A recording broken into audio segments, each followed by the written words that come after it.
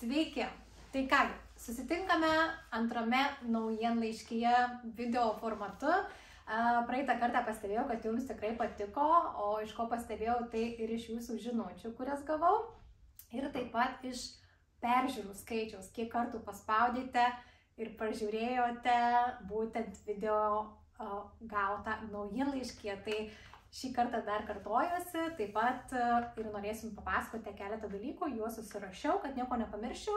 Tai galbūt pradėsiu nuo Etsy dalykų, kurie jums yra, tikiuosi, įdomus, ir noriu papasakoti vieną tokį pasiekimą, ką pasiekiau mano klientai, tiksliau ne aš, bet kartu su jais tame kelyje dalyvavau ir mačiau, ir labai dėliau džiaugiuosi. Tai porą klienčių, su kuriomis dirbu, gavo Etsy Pick ženkliukus. Ką tai reiškia? Tai nėra tie Etsy Star Seller ženkliukai, kur galima tiesiog užsidirbti, padarius apyvartą, laiko atrašius žinutės ir panašiai. Etsy Pick ženkliukus galima gauti tiesiog, nėra kažkokių surašytų reikalavimų, juos galima gauti tik per Etsy malonę, jeigu taip galima pasakyti. Etsy darbuotojai, tam tikri ar ne specialistai nusprendžia, kam suteikti tuos ženkliukus. Žinoma, yra tam tikros gairės, kad parduotuvė turi atrodyti profesionaliai, kad neturi būti blogų atsiliepimų, kad produktas taip pat turi būti originalus, ne kažkokia tam štampovkė ir panašiai.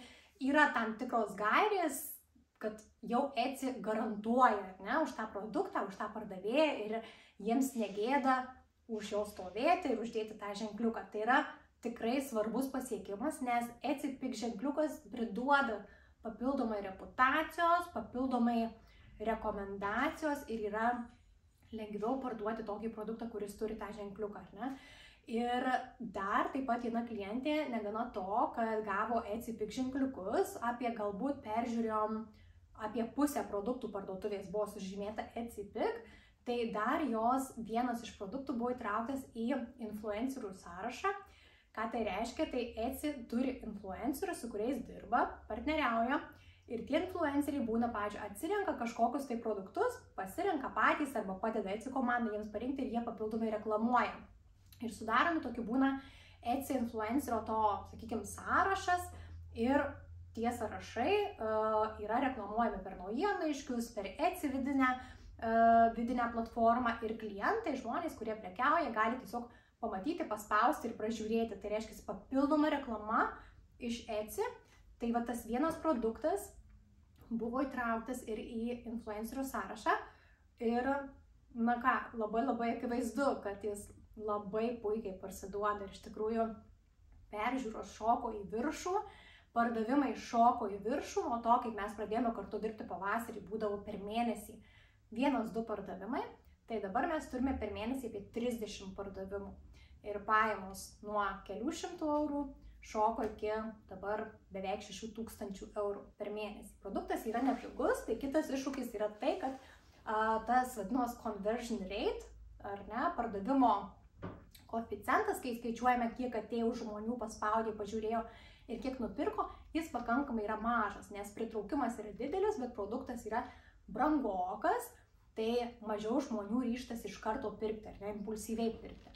Tai dabar užduotį turime kitą, būtinai pasidalinsiu vėliau, kaip mums sekasi pakelti tą conversion rate, kad didesnis skaičius žmonių atėjusių nupirktų procentaliai.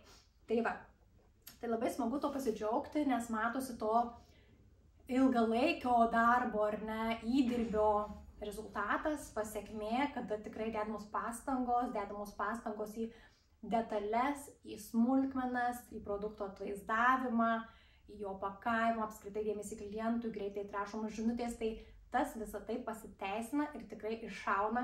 Na, negalėjom to tikėtis, bet darom dėl klientų, bet Etsy irgi pastebi ir dar papildomai padeda. Tai kuo jūs labiau stengsitės, tuo didesnė tikimybė, kad Etsy irgi jūs pastebės. Taigi, toliau, kita tema, ką noriu dar paaštrinti ir pasidalinti su jumis, nuolatos apie tai kalbu ir nuolatos gaunu vėl žinučių, tai Etsy skemai. Etsy skemai yra bjaurus dalykas, pripažinkim, nesmagu, bet jie yra visur. Jie yra ne tik Etsy, yra ir Instagrame, ir Facebook'e, Aš vos ne kasdieną gaunu į Facebook page, verslo puslapį žinutę, kad jau mano paskyra, puslapis yra ištrintas, pažeidžiau teisės, žiauriai pažeidžiau teisės ir jau čia spauskite dabar, jeigu norite apeliuoti. Tai tokių pilna, e-mailus gaunu. Tai Etsy irgi tie dalykai vyksta. Etsy prieš tai kovoja, bet sukčiai yra greitesni, ar ne, negu spėjama trinti. Tai ką noriu dar kartą paraginti. Jeigu gaunate žinutės, kuriuose prašoma duoti jūsų e-mailą, nes tai neva neina nusipirkti, nes reikia įvesti e-mailą, ir tada tų e-mailų jūs gaunate kitą pranešimą, kad paspauskite čia ir patvirtinkite, čia neva tai Etsy jums atsiunčia, ar ne? Ir tada suvedate savo duomenis ir prarandate pinigus. Tai buvo jau toks atvejis, kada tikrai prarado klientė pinigų, bet sąskaitoj buvo nedaug, ten berods nepilnai 100 eurų, tai tikrai nedideli pinigai nukentėjo. Kitai spėjome blokuoti per banko sąskaitą, per banką skambino blokavo kortelę, bet iš esmės, žiūrėkit, jūs kai pradedat prekiauti Etsy, ypatingai naujokos čia kabina, tai jūs jau suvedėte savo duomenis, ar ne? Banko sąskaitą, kortelę, elektroninį paštą ir pardavimai vyks tik per Etsy. Tai jums pardavimas, jeigu įkrito, tai jis turi įkristi į orders, viskas. Jeigu ten nėra, vadinasi pardavimo nėra. Ir jeigu gaunate žinutę, kad atsiųskite e-mailą, nes reikia patvirtinti pardavimą, tai yra sukčiavimas, melas, tai yra apgaulė, tai yra sukčiai. Tai to nedarom, pasijungiam savo paskyrą per kompiuterį ir spaudžiam mark as spam. Netrašom tą žinutę, arba atrašykit, ką nors tašką padėkit, bet mark as spam. Ir tokiu būdu nukeliauja į spamą, į Etsy, ir Etsy jau ten tas paskyras apdoroja ir ištrina ir blokuoja ir panašiai. Kitas naujas būdas, kurį neseniai visai klientė atsiuntė ir parodė taip pat, Etsy pradeda testuoti kainų palyginimus. Tai pavyzdžiui, bus toks įrankis, jį dabar testuoja, ne visi turi, kada jūsų produkto kaina rodys, kaip jinai atsiduria tarp panašių produktų konkurentų, ar ne? Tai pavyzdžiui, ar jūsų kaina yra tame vidurkyje, ar jūsų kaina mažesnė negu visi kiti panašus produktai, ar jūsų kaina didesnė, kad galėtumėte savo kainą nustatyti atitinkamai.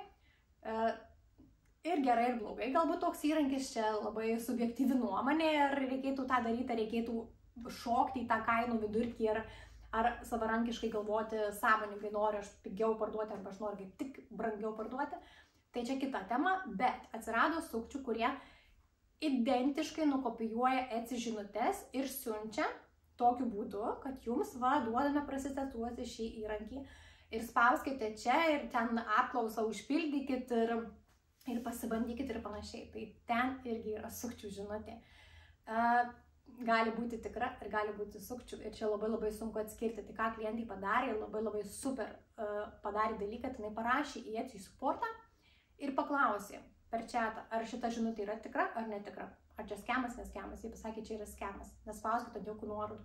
Tai tai jie nukopijuoja tas pačias formuluotės, nes pavyzdžiui, kai gavome pas klientę žinutės dėl Etsy pig ženkliukų ir influencerių sąrašo, mes irgi gavom kaip Etsy žinutės ir jos buvo tikros, tos Etsy žinutės. Tik ten nebuvo jokių nuorodų įdėta. Ten buvo formuluotė, kad neatsakykite į šią žinutę, nes čia neprižiūrima pašto dėžutė, not monitored, ar ne? Žinutė, ir tie sukčiai, kai kopijavo, jie identiškai nukopijuotos frazės. Tai ką noriu pasakyti, būkite atsargus per Etsy žinutes. Etsy žinutės yra puikus įrankis, kai klientas parašo, pasiteirauja apie jūsų produktą. Ar galima pasiaurinti, ar galima pailginti, gal galima kitokią spalvą. Ačiū. Vakar kaip tik susirašinėjau su klientė, jinai klausė, ar galiu plonesnius siūlus padaryti spalvotus. Aptarėme, apsikeitėme žinutėmis, ar ne, viskas tvarkoja. Bet jeigu jūs gaunate kažkokį netgi ne tai, ką aš papasakoju, bet atsiųskit man savo elektroninio pašto adresą, arba čia paspauskite, aš čia noriu jums kai ką parodyti, jokiais būdais. Tai noriu dar kartą šitą paaštrinti, kad nepapultumėte į tas pinkles. Toliau tokios turiu šiek tiek ir informacijos, kad kas esate Etsy klube, jau yra sukurtas skyrelis mainai, pardavimų mainai, kol kas matau, nedrįstate galbūt labai aktyviai ten dalyvauti, tai noriu paraginti, kas esate Etsy klube, drąsiai rašykite būtent tame skyrelėje, kas esate jau įtraukti, kas nesate, parašykite ir man, kad esate atviri mainams. Parašykite savo parduotuvės nuorodą, bet čia būtent tik tai pardavimų mainai Etsy klube, tam skyrelį. Parašykite savo parduotuvės nuorodą ir laukite pasiūlymo iš kito žmogus, kuris norėtų irgi iš jūsų kažką įsigyti. Tai va, tai nes artėja ir kalėdos ir šitas įrankis jums padės suaktyvinti jūsų pardavimus, ypatingai jeigu jų dar visai neturite, gauti gražius atsiliepimus ir pradėti, kad tie skaičiukai kapsėtų. Toliau, dar ką noriu painformuoti, kad nuo spalio 10 dienos prasidės naujas kursas ir tai bus online dirbtuvės. Ir kodėl sugalvojau šį kursą ir kodėl sugalvojau šias dirbtuvės, dėl to, kad Etsy kursas, kuris yra, jis pradeda nuo tų žingsniukų jau susikurti Etsy parduotuvę.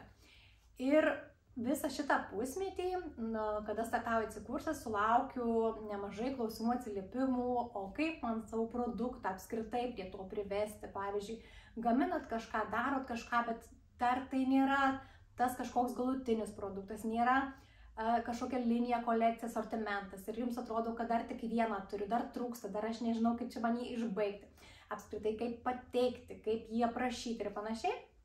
Tai dirbtuvės skirtos tam, kad jūs galėtumėte išsigryninti tą savo hobį ir paversti jį produktu, arba galbūt jums patinka Etsy tema, bet jūs apskritai net neturite produkto, sakykime, ir nežinot, norėtumėt gal tą. Tai šios dirbtuvės taip pat padės apsispręsti, kokį tą produktą imti ir vesti iki pardavimų Etsy keliu. Tai produkto idėjos netgi išsigryninimas, produkto apipavidalinimas, jo pateikimas apskritai ar ne, išdirbimas iki to tinkamo parduoti ir įėjimas į Etsy. Tai čia yra toksai prieš Etsy kursas, ar ne? Netgi tiems, kurie jau gal ir turi Etsy kursą, bet truputį turi, sakykime, problemų arba iššūkių vystant savo produktą. Tai čia padės sustiprinti jų produkto, sakykime, vertę ir jo pateikimą Etsyje. Tai būtinai paskelbsiu, kaip tas vyks. Nuo spalio 10 startuoja paskaita, tada bus online susitikimas, tada vėl kelios paskaitos, užbaigsime susitikimu, bet tai vėlgi bus viskas patalpinta į platformą ir bus galima jį žiūrėti kaip kursą ir vėliau. Tai nebus tik tai, kad dalyvauju dabar arba niekada, bus jis peržiūrimas ir vėliau. Ir taip pat Etsy klubas, labai džiaugiuosi, kad jis auga, kad aktyviai dalyvaujate, klausėte, reaguojate, parašote man.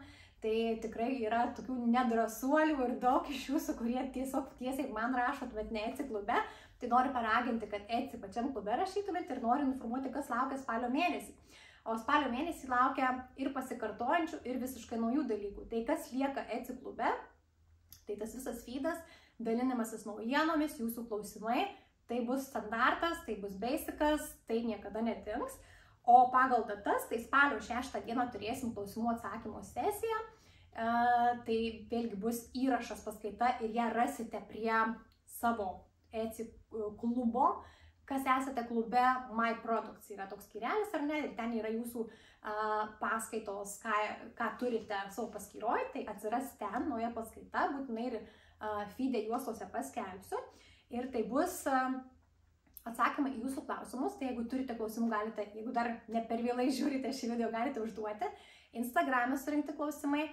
Ir taip pat bus viena dalis tos paskaitos, toksai labiau mano pasakojimas, monologas apie tai, kaip apskritai dirbti su savo hobiu, jį verčiant pinigais, bet neprarandant to skonio, to malonumo, ar ne, nepaverčiant tuo verslu, kur jau tik tai verslą daryti ir jau nebeatpažįstu, kas tas mano hobis buvo, ar ne, tai kalbėsiu tą temą ir norėsiu šitą labai paliesti, nes ir man pačiai labai aktualu, kada mano hobis yra siūlai, rankdarbiai, o aš darau ir kitą verslą, ar ne, ir mokymai, ir Etsyje daug laiko praleidžiu ir konsultuoju, ir viso to subalansavimas, tai apie tai būtinai papasakosiu to paskaitoje. Spalio 10 dieną laukia Etsy parduotuvės analizė auditas, tai prieš tai esu jau įkėlusi, irgi turite Etsy parduotuvės analizę auditą visiškai naujos, šviežios parduotuvės, kur yra naujai atidaryta, vienas listingas, pratikrinta, viskas pražiūrėta, ką reikėtų daryti, ką keisti, tai čia labai gerai tiems, kurie naujai atsidarė ir kad žingsniuoti tolyn, toks atgal žingsnis, refresh, pasitaisau, perdarau ir varau toliau. O šį kartą bus parduotuvė, kurioje jau yra daugiau listingų, jau jį gyvuoja apie pusę metų, jeigu neklystu, esu išsirinkusi jo parduotuvę. Jūs rašėte, kas esate klube, kurie norėtų savo parduotuvės analizės, tai aš nemokamai tą padarau Etsy klube. Tai ir bus jau esantys pardavimai, tai tiesiog jau tokia jau labiau paaugėjusi parduotuvė, nedidelė dar, bet jau su tam tikra pažanga. Tai įkelsiu tą parduotuvės auditą ir laukia 2 susitikimai. Tai spalį mes Etsy klube žingsniuojame su naujiena, tai gyvais susitikimais, kas norite, kas galite. Tai spalio 23 dieną, čia bus pirmadienis, kviečiu dirbti kartu. Ką tai reiškia? Tai jeigu galimybės leidžia, tai bus gyvas susitikimas, tai labai atsiprašau tų, kurie dirbate pirmadienį, galbūt kitame darbe arba negalite atvykti, bet kas galite ir norite ir galite suplanuoti, tai laukiu pas save Marijampolėje studijų ofise, čia, už kadro ir darbiniai visa erdvė. Tai tiesiog dirbsime kartu, bet dirbsime ne prie Etsy parduotuvių, o prie savo hobių rankdarbių. Tai atsiveškite savo, nežinau, audinius, karoliukus, siūlus, klijus, ką gaminate, ką darote ir galima tiesiog ant foteliuko ar ant žemės ar prie stalo atsisėdus darbuotis kartu, pasileisime galbūt kažkokį tai podcastą klausyti, gal muziką ir tiesiog darbuosimės kartu. Tai jeigu matysiu, kad labai daug jūsų čia norinčių, tai kažką sugalvosiu, galbūt kitą erdvę pasiimsim, tai iš karto sakau, tie, kurie norite, man rašykite asmeninę žinutę, kuo skubiau, nes aš labai norėčiau, kad vyktų čia pas mane studijoje, tai vietų kiekis tikrai bus ribotas, tai nieko nekainuoja papildomai, tiesiog reikia atvykti ir visą dieną praleisim kartu, dirbsim, plepėsim, gersim kavą, kalbėsimės apie idėjas, tikrai atsakinėsiu ir klausimus, jeigu reikės Etsy ir panašiai, tiesiog nesėdėsim konkrečiai prie kažkokių Etsy darbų, bet darbuosimės kartu, būsim bendrai erdvėj, toj nuotaiko ir panašiai. Tai spalio 23 pirmadienis. Tai lauksiu nuo 9:30 čia pas ofisą Marijampolėje, kas norit prisijungti. Ir kitas susitikimas Etsy klubo narių spalio 28 dieną, tai yra šeštadienis. Ir čia mes pusę dienos iki popietės, nuo 10 valandos iki 1 arba iki 2, neoficialus susitikimas bendrauti Etsy tema. Tai čia jau nesidarbuosim, nedirbsim, bet bendrausim, diskutuosim, generuosim idėjas, tai vėlgi kviečiu pas save į ofisą į Marijampolę, šį kartą dar į Marijampolę, o po to žiūrėsim pagal bendrą poreikį, susitikimus, galbūt darysim ir kituose miestuose. Tai čia yra šeštadienis, kas galite, kas norite suplanuoti atvykti. Spalio 28 dieną vėlgi rašykite man žinutę, rezervuosiu jums vietą, nes 50 žmonių nesutalpinsim, tai kas pirmesnis, tas gudresnis. Vėlgi Etsy klubo nariams nieko papildomai nekainuoja. Tai tiek veiklos numatoma, jos, aš manau, čia yra labai daug, prie viso to, kad spalis įvažiuojam jau į kalėdinį sezoną ir jis labai bus aktyvus, tai tikrai galėsim per tuos susitikimus ir šiomis temomis kalbėti apie kalėdas, kalėdų sezoną, o kaip visada, jeigu turit kažkokių kitų klausimų, tai galit man drąsiai parašyti ir iki susitikimo kitame video naujienų laiške. Iki!